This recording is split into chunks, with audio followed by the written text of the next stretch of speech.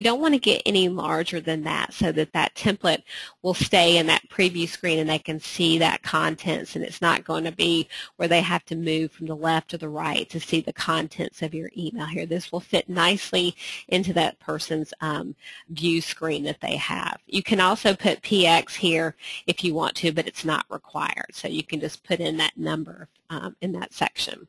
I'm not going to worry about putting in a height here. I'm just going to go ahead and let whatever I enter into the body of the email or to those cells go ahead and move around based upon the size of those items.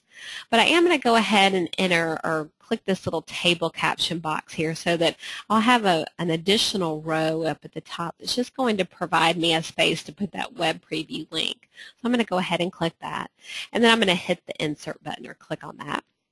And then we've got our basic framework that's created for us here.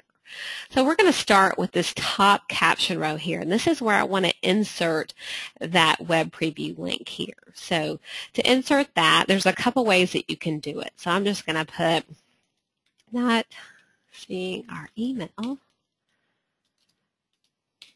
Click. You can type in the text that you want. It's always hard for me to type and talk at the same time for some reason.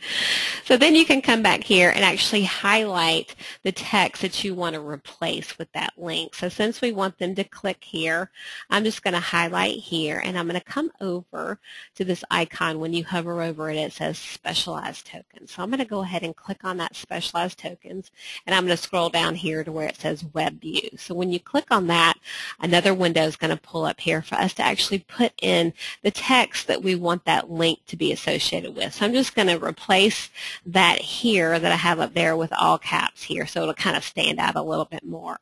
And then I'm going to go ahead and insert that. So now that person can they'll be able to see this when they receive that email if they're not seeing the contents of our email here, and they'll be able to pull that up in their web browser here.